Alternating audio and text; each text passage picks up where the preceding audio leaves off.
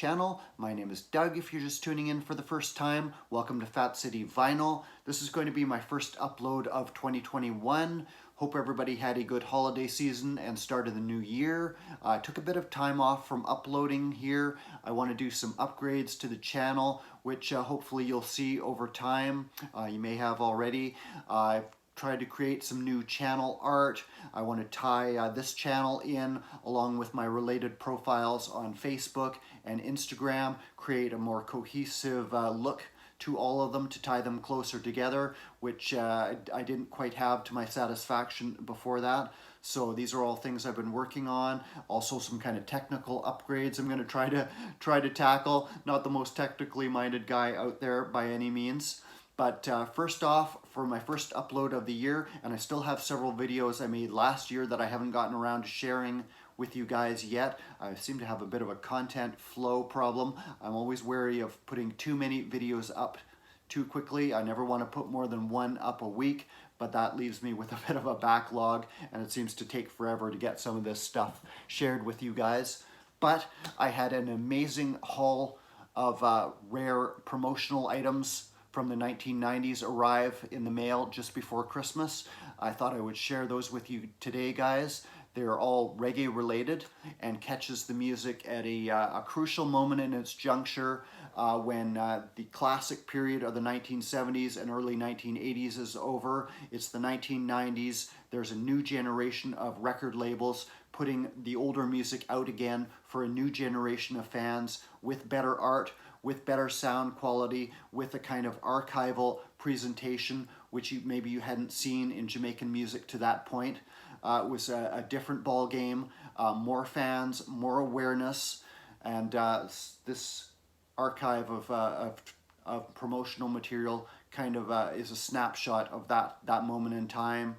The early internet days, before the rise of social media in the 2000s, which was kind of another sea change in how the music is distributed and promoted. But let's get right into it.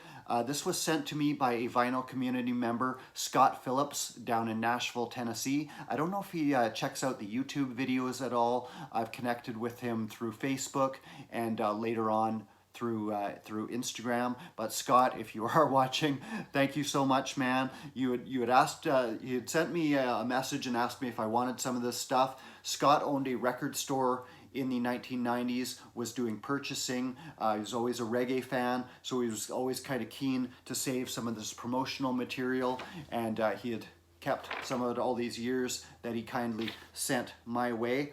What he's got here is some old catalogs, print catalogs from Ernie B's Reggae. I'll cover up the address here. Ernie B's Reggae, if you don't know, was the main reggae distributor. He was based in California. For many years, it was the biggest in the world. You wanted reggae that you couldn't find in your local shops. Remember, this is before Discogs, probably even before Amazon. If you didn't have it in your local brick and mortar store, you went to Ernie B, or if you were in the know and knew where to look. And he would send out in the 1990s these print catalogs showing what he had in stock. All this reggae. I was ordering from these, got rid of mine many years ago, unfortunately, when Ernie B finally went online and created his website. But kind of cool to look through these old catalogs again. He had I don't remember these ones too much, but I do remember getting these big phone book size catalogs full of all the titles that were available at that point. Good old Ernie B, still around. The Ernie B's reggae side of the business kind of collapsed, but he's still out there as millions of records, no longer quite as focused on the reggae, unfortunately. There's also a Rewa Sounds catalog was included in here. The Mad Professor's label out of the UK. Reggae Trade magazine from 1995, some kind of trade paper.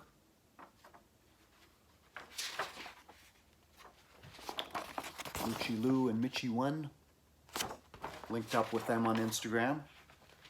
So kind of cool to see this stuff.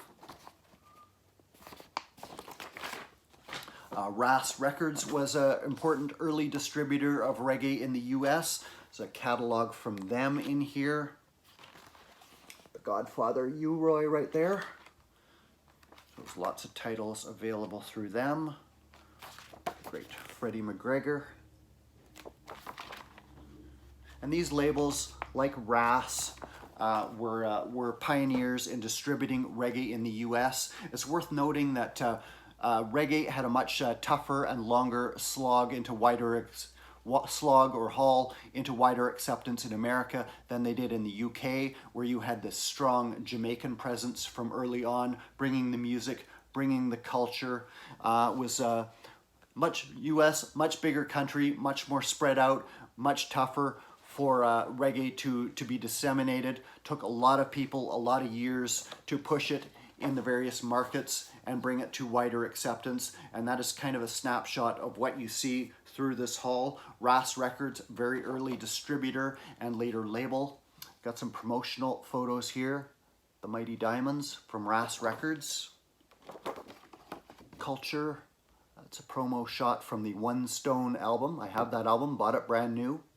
1990s, one of the great late period Culture albums. Also saw Joseph Hill and Culture live not too long before he passed away. Don Carlos, promotional photo from Ras Records. Also, as well as the record labels, there were fans, networks of fans that were spreading information about the artists, about the history of the music, about the records that were out there. Remember, this is before Discogs, largely before the internet or the very early days. It's just getting to the point where all this information is accessible with a Google search. We have the early 400 Years reggae music zine. I think this was put out by Carter Van Pelt, who's still around. It's been working for VP Records, compiling reissues of late. I've seen him around on Facebook. 400 Years zine. This is volume 1, number 1, very first issue. Burning Spears special. So if you wanted to learn more about reggae, these zines might have been a crucial part of your education, learning what records to look for. And here's Culture, issue of 400 Years.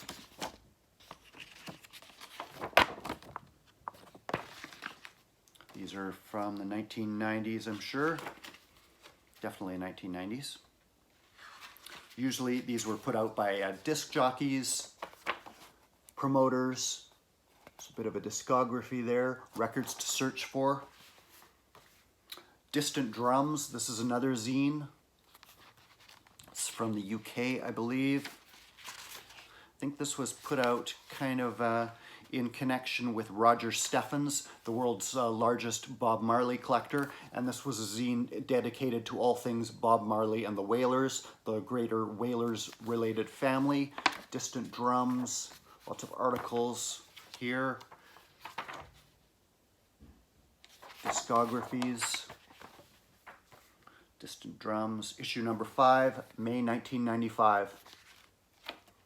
To find these magazines today would be very difficult, I imagine. So I'm stunned and amazed to own these, distributed by Dub Vendor. Been ordering from Dub Vendor of late. Pre-Discogs, guys. Here's how you learned about all those record labels. There's also some magazines in here. Reggae Report, this one is called. This one is actually new to me. I hadn't heard of it before. It was published out of Florida, so I likely wouldn't have seen it up here in Canada. 1996 issue, volume 14, number 4, Bob Marley. Kind of familiar layout from some other magazines I did know at the time, familiar look. They were actually very influential, pioneering publication in putting out awareness of reggae. Based in Florida, was co-founded by, who was the publisher? It was a lady named Peggy Quattro, along with Michael Williams, Mikey Zap Pow from the Zap Pow band in Jamaica. Founded it together around 1983, continued publishing this magazine until 1999 when the internet took over and they went online. Still active today apparently, but strangely little known, kind of how things go. The pioneers that were putting information into your hands about this music when you couldn't search it out on Google. Nowadays kind of little recognized, little known, unfortunately. It's a magazine dedicated to Lee Perry called The Upsetter. This is issue number 2 from 1996. There's some content by David Katz in here, who wrote the acclaimed biography of Lee Perry, People Funny Boy, which I do have in the collection. Excellent definitive biography of Lee Perry, really. This has got discographies and all kinds of articles in here. All things Lee Perry. This is an amazing archive of information as you would have sought it out in the 1990s if you were an avid reggae fan and wanted to learn more about this music. Dub Missive. I was stoked to see that Scott was sending me a copy of this. I do have a couple of issues of it. This was also published out of Florida, but was very difficult to find in my area. In fact, I don't think I ever saw it. Cover article on Nadine Sutherland. Her uncle is actually one of the reggae radio hosts in my area. Listened to the show he was co-host on in the 1990s at the time that came out. Always on the air. Louis Sutherland, uncle of Nadine Sutherland. I don't know if he's still on the air. I haven't heard him for a while. But a crucial part of my early reggae listening. As well, once those networks of fans had started disseminating information in the UK, these record labels like Pressure Sounds, like Blood and Fire Records started up in the 1990s, around the mid-1990s, putting reggae out with a higher standard of quality than anybody had seen previously. Steve Barrow, founder of Blood and Fire Records, wanted to match the quality of stuff like the jazz reissues from Blue Note. He wanted to apply those standards to reggae, which had kind of been plagued by shoddy cover art, shoddy sound quality, slapped together for a market that barely existed at that point. So it was a sea change in how the music was presented, was marketed, and they began putting out all this old music from the 1970s, represented for a new generation of fans. And I have some original posters that Scott kindly sent me. These are amazing. This is from Pressure Sounds. Try to avoid the glare here. Santic and Friends, An Even Harder Shade of Black. This is the very first Pressure Sounds release, the promotional poster, and I have that release right here. CD, I was buying CD mostly in those days, Santic and Friends, An Even Harder Shade of Black, Pressure Sounds 001 from probably 1995, 1996, I think. Very first release. There is also, I'll try not to make this video too long, another Pressure Sounds poster, Sounds and Pressure Volume 1. Couple of releases later, this is a sampler they put out. They would put out these Sounds and Pressure samplers, try and drum up interest in the label. I'm gonna have to find room on the walls for all these posters, try and frame them. Sounds and Pressure Volume 1, have that released for many years now. As well, there was one of their very first Lee Perry releases. They put out many since. This is for the Great Voodooism compilation, Pressure Sounds 009, and that one I do have on vinyl. Lee Perry Voodooism, great compilation of deep Black Arc tracks.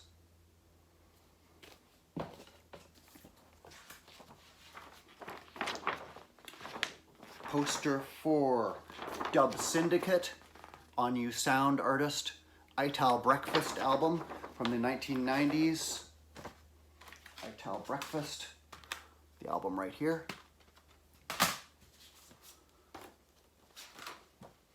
And amazingly, there were even some Jah Shaka posters from the UK. Jah Shaka. If you haven't heard of him, he's a legend in reggae circles, particularly in the UK. He was a sound man, selector, playing records at dances starting in the 1970s. appeared in the 1980 Babylon movie, playing himself. Later, as styles in reggae shifted to dancehall, he stuck to the roots and culture vibe through the 1980s into the 1990s, stuck to that very serious-minded aspect to the music, strictly cultural, strictly Rastafari. He saw the music as something serious, to be respected, to be used as a means of expression, cultural expression. And he didn't deal with any frivolity in the music, and he stuck to his guns through all those years when it was not so popular to have that kind of roots and culture subject matter, until a new generation came in, and he's somewhat of a godfather to the modern UK roots movement. Another poster from one of his gigs here, also a music producer. Started out as a sound man playing records. His dances are legendary. This is one of them at the Arch, Vauxhall, London. £6 to get in. Amazing to get this. I don't even know how Scott got this. This one is from 1991, I believe. Yep, December 13th, 1991. Jah Shaka dance. Unbelievable. I've actually been listening to quite a bit of Jah Shaka music lately. Just this one today, Jah Shaka meets Horace Andy. 1990s Jah Shaka production. Jah Shaka, the Zulu warrior, right there. Legend. And perhaps most amazingly from this haul, I've spoken before about how influential Blood and Fire Records out of the UK was in forming my tastes in reggae, expanding my knowledge, and teaching me about the history of the music. Original Blood and Fire Records poster with some of their very first releases. Pick a Dub, If DJ Was Your Trade. Unbelievable. Blood and Fire Records poster. And if that wasn't enough, their original Blood and Fire baseball cap with their logo. Cannot believe it. It'd be almost impossible to find these things today unless someone like Scott very kindly sent them to you. As if all that wasn't enough, I got a haul of music books in. The Small Axe guides. These originally came out in the 1990s. They've been reprinted in expanded form, reprinted just not too long ago. So I grabbed a bunch of them. I think I still have more on the way. Small Axe Album Guide to DJs. It's by Ray Hertford and Joachim Calcidus. I know him a little bit. We've had some interactions. He's a fellow alumni of the Blood and Fire message board back in the 1990s. This is chock full of information, albums to look for, heavyweight information in here. Small Axe Guide to Singers, big one. Gregory Isaacs on the cover. Small Axe Album Guide to Reggae, Volume 1 and 2. It's a later period of the music, 1990s and early 2000s, I think. And Small Axe Album Guide to Mashup, 1990s. Later period of reggae era I've been wanting to delve further into. So I thought I would start off the year with this incredible, one-of-a-kind treasure trove of rare material from that time, a very crucial juncture in the music. Since then, of course, there's been a sea change. The message boards, the blogs of those early internet days was replaced by social media in the early 2000s. The record labels, many of them did not survive. Pressure Sounds is one that did, still putting out titles today. But amazing snapshot of a formative time for me in the music. So thank you so much, Scott. I don't know if you'll see this, but very blown away by your generosity. Still can't quite believe it. Hope everybody is doing well out there. Stay tuned for further videos, and cheers.